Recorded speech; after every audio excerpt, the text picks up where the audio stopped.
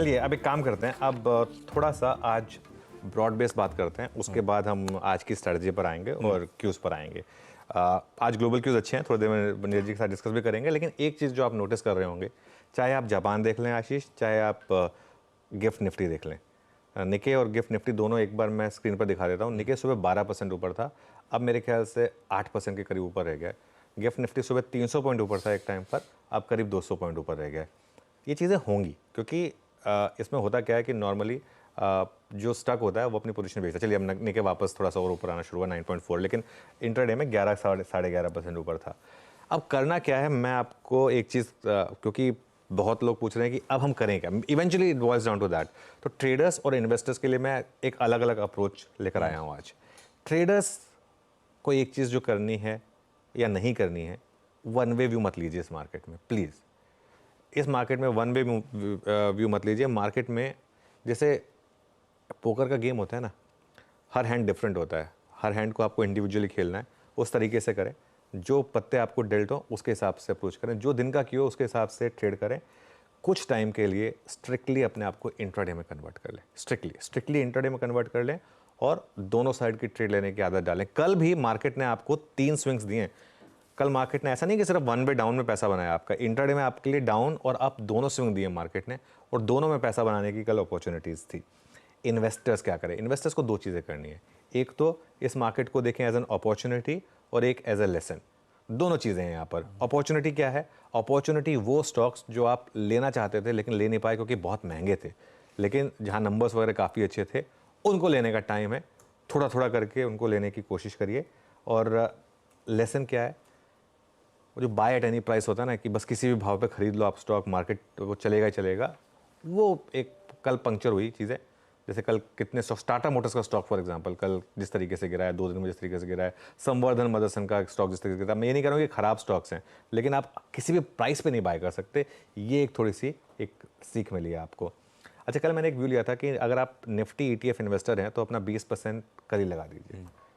और मैं with disclaimer और डिस्क्लोजर कह रहा हूँ कि मैंने कल खुद वो निफ्टी ETF लिया है, ठीक है।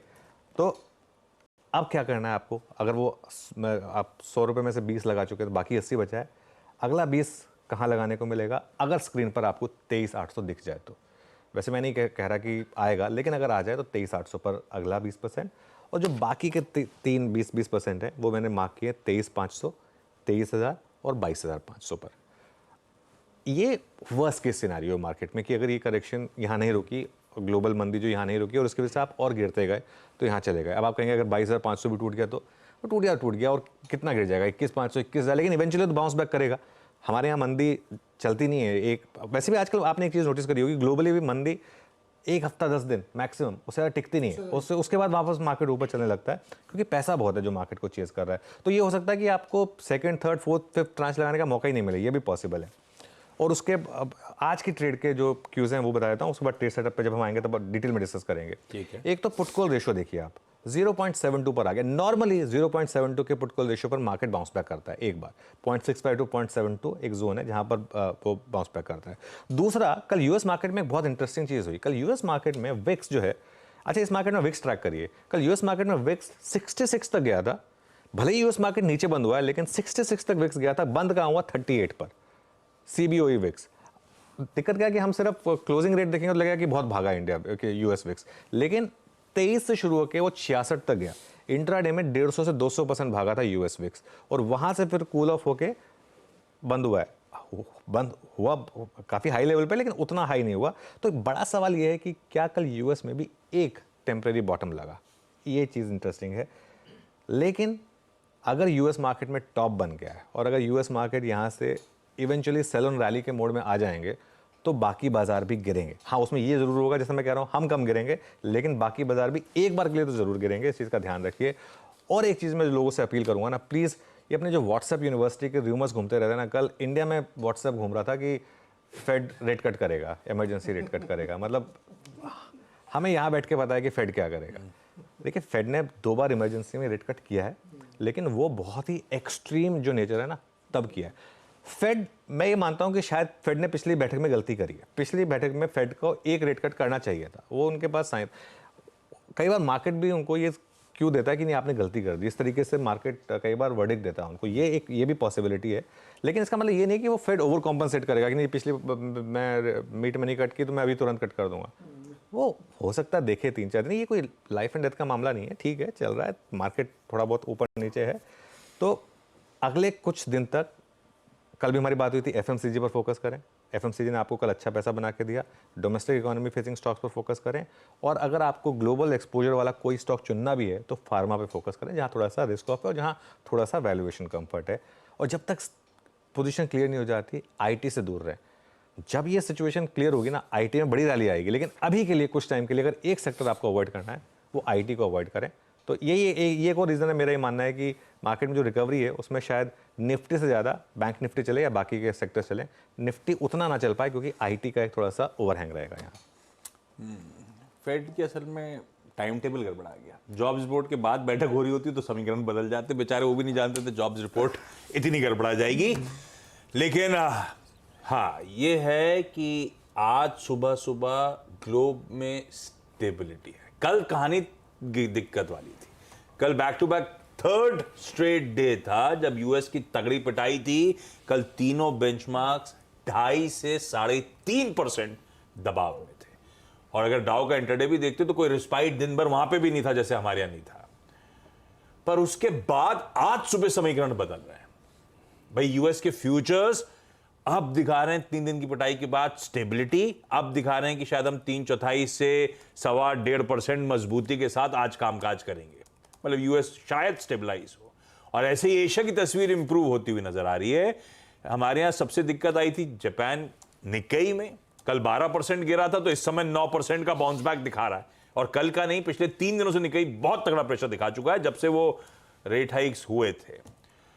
खैर बाकी सारे मार्केट, वैसे निक्केई कुछ देर पहले 12% ऊपर था, अब 9% है। कॉस्पी कुछ देर पहले 5% ऊपर था, अब 2.5% है। गिफ्ट निफ्टी कुछ देर पहले, अब हम तो फिर भी 200 पॉइंट ही बने हुए हैं, ये अच्छी बात, लेकिन थोड़ा सा ठंडा पड़ रहा है। एशिया वो एकदम बाउंस बैक जो तगड़ा दिख रहा था, पर अभी भी रिस्पाइट तो है स्क्रीन पे। ऐसे में समझ लिया जाए हुआ क्या कोई डेटा सपोर्टिव आ गया था, या सिर्फ बहुत पिटे थे ग्लोबल मार्केट्स, इसीलिए एक नेचुरल सा बाउंस बैक देखने को मिल रहा है। Neeraj ji good morning. ये जो हरियाली दिख रही है, घास काटने के बाद नीचे मामला कैसा है? ये 3:30 बजे पता चलेगा। लेकिन देखिए कल आज जो रिकवरी हमको दिख रही है थोड़ी सी यूएस फ्यूचर्स में, एशियन फ्यूचर्स में, वो डेटा बेस्ड नहीं है, रिकवरी नैरेटिव बेस्ड है। जैसे वो अभी अनुज कह रहा था ना कि वो अखबारों ने लिख दिया वहाँ पे कि नेक्स्ट वीक ही हो सकती है इमरजेंसी मीटिंग। मुझे नहीं लगता कि आरबीआई या फेड जैसे इंस्टीट्यूशंस मार्केट के ऊपर नीचे से इन्फ्लुएंस होते हैं। वो अपने डेटा को देख के ही चलते हैं, आपका मार्केट टूट जाए उसको फर्क नहीं पड़ता। तो इसलिए ये देख करके अरे मार्केट आज बहुत गिरी है, चलो कल रेट काट देते हैं, ऐसा नहीं होगा। तो लेकिन खबरें ऐसी चल रही थी, तो मार्केट में रिकवरी मुझे लगता है 2 रीजन से हुई। एक तो बहुत गिरा था, यूएस मार्केट पिछले 15 दिन से गिर ही रहा है। हम लोगों ने एक फिगर सुबह शेयर किया था कि पिछले 3 हफ्तों में $6.5 ट्रिलियन उड़ गए ग्लोबल मार्केट से। कल के कल यूएस से $1.5 ट्रिलियन निकल गए हैं।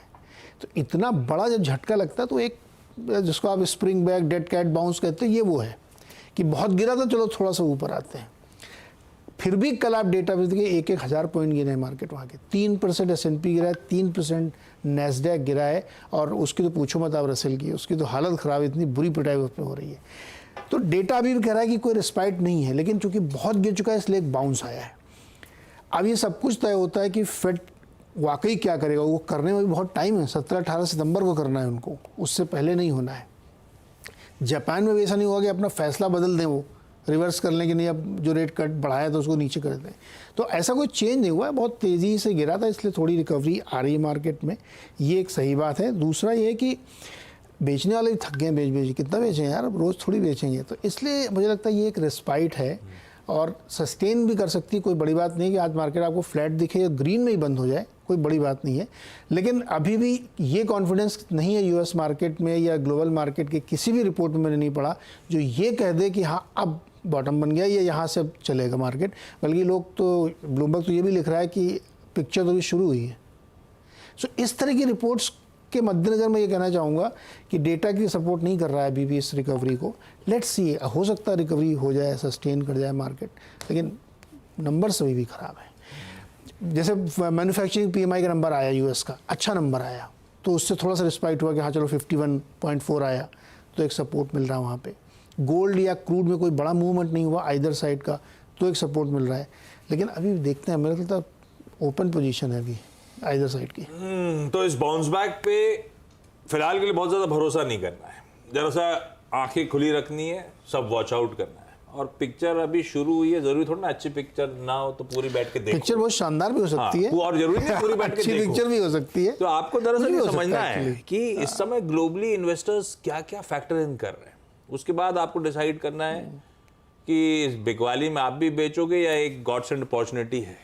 बढ़िया स्टॉक जैसे चर्चा हुई थी, खरीदना चाहते थे ऊपर के स्तरों में, क्या पता है बहुत अच्छी अपॉर्चुनिटी है आपको अच्छे स्टॉक लपकने के लिए। आशीष, और वैसे करेक्शन हमेशा आप लॉन्ग टर्म इन्वेस्टर्स के फेवर की चीज होती है, उसे उतनी पॉजिटिवली देखना अच्छा, चाहिए। एक चीज अनुज आपने कही थी ना, भारत का कोई भी बेयर मार्केट 20 महीने से ज्यादा टिका नहीं है, कितना भी सीवियर रहा हो। 20 महीना तो बहुत लंबा टाइम बोलो नहीं, यार, वो मैं दिल से लॉन्गेस्ट पुरानी बोल रहा हूँ, नहीं लॉन्गेस्ट बिल्कुल लॉन्गेस्ट बियर मार्केट भी 20 महीने। नहीं खैर वो बात ठीक है। अच्छा, सिंस ग्लोबल मार्केट की बात हो रही है, मैं आज सुबह एक ब्लॉग पढ़ रहा था, CNN अमेरिकन वेबसाइट पर एक बहुत अच्छा ब्लॉग है, काफ़ी अच्छा ब्लॉग लगा मुझे, कि उसका टाइटल है कि why the Fed almost certainly isn't going to do an emergency rate cut, कि फेड क्यों नहीं करेगा इमरजेंसी रेट कट। उसके उन्होंने 2-3 कारण गिनाए हैं। उसमें वो सबसे पहला तो ये बोल रहे हैं कि इन हाइंडसाइट फेड ने गलती की, पिछली रेट में कर देना चाहिए था, लेकिन अब गलती तो सब करते हैं। अब जो हो गया वो हो गया, उसको क्या करें, अब नहीं किया मैं, मुझे लाइफ में कुछ चीज़ें करनी चाहिए, मैं नहीं की, अब क्या आगे क्या करना है। अब इमरजेंसी रेट कट देखिए, पहले तो इमरजेंसी रेट कट्स बहुत रेयर होते हैं, कोई बहुत ज़्यादा कुछ चीज़ें हो जाए तभी होती हैं। लास्ट तो एलन ग्रीनस्पैन ने सेंट्रल किया था। बैंक एक्सेप्ट भी करेगा हमसे गलती हो गई, इतनी हिम्मत नहीं, थोड़ा बटोरना मुश्किल। और मतलब एलन ग्रीनस्पैन ने किया था, उसके बाद तो 3 फेड गवर्नर बदल चुके हैं, बेन बर्नांकी, जैनेट येलेन, पावेल साहब आ गए। तो मतलब ये इसके लिए ऑप्टिक्स, उन्होंने लिखा कि ऑप्टिक्स मैटर, ज़्यादा पैनिक हो जाएगा उससे। मतलब एक ये लगेगा कि भाई देखो रेट काट दिया, मतलब इकोनॉमी वापस। कल मैं एक ट्वीट पढ़ रहा था जिसमें किसी ने लिखा था कि 75 बेसिस पॉइंट के इमरजेंसी रेट कट की जरूरत है। अच्छा, क्या होता है ना, ये रेट कट्स होते हैं, ये भी आपके एक आर्सेनल में एक हथियार होता है। आप सारे हथियार एक साथ चला देंगे तो उसके बाद फिर बचेगा क्या। कई बार आप देखते होंगे कि अगर हम रेट कट एक्सपेक्ट कर रहे हैं और रेट कट नहीं आता है, तो मार्केट एक बार डिसअपॉइंट होकर वापस उल्टा चलने लगता है, क्योंकि उसको लगता है कि अगली पॉलिसी के लिए हमारे पास एक ट्रिगर है कि अगली पॉलिसी में रेट कट आएगा। तो इसके लिए ये एक और रीजन होता है कि ऑप्टिक्स मैटर करते हैं। और तीसरा, इमीडिएट देखिए, रेट कट ऐसा नहीं है कि फेड ने आज इंटरेस्ट रेट आज 75 बेसिस पॉइंट रेट कट कर दे तो अगला नहीं है कि अगले महीने का डेटा सुधर जाएगा, वो नहीं होने वाला है। डेटा सुधरने में टाइम लगेगा। जैसे अभी ये जो इन्फ्लेशन है, ये अगले 3-4 महीने तक कूल ऑफ होती रहेगी, वो चाहे रेट कट हो जाएगा उसके बाद भी कूल ऑफ होती रहेगी, क्योंकि वो इम्पैक्ट जो होता है ना वो लैग के साथ आता है। कोई भी मॉनेटरी पॉलिसी का इम्पैक्ट लैग के साथ आता है। तो इसके लिए ये चीज़ फेड को हमसे ज़्यादा पता है, ऑब्वियसली हम तो क्या सिर्फ ऑब्जर्वर हैं, उन्होंने तो काम किया है। तो इसके लिए वो ऐसा नहीं है कि अब मार्केट है और आने को कुछ भी हो जाए और पैनिक में वो भी कई बार डिसीजन ले सकते हैं, लेकिन लगता नहीं कि इमरजेंसी मतलब रेट कट आएगा। फ्रैंकली उसके लिए मुझे लग रहा है कि भी थोड़ा सा टाइम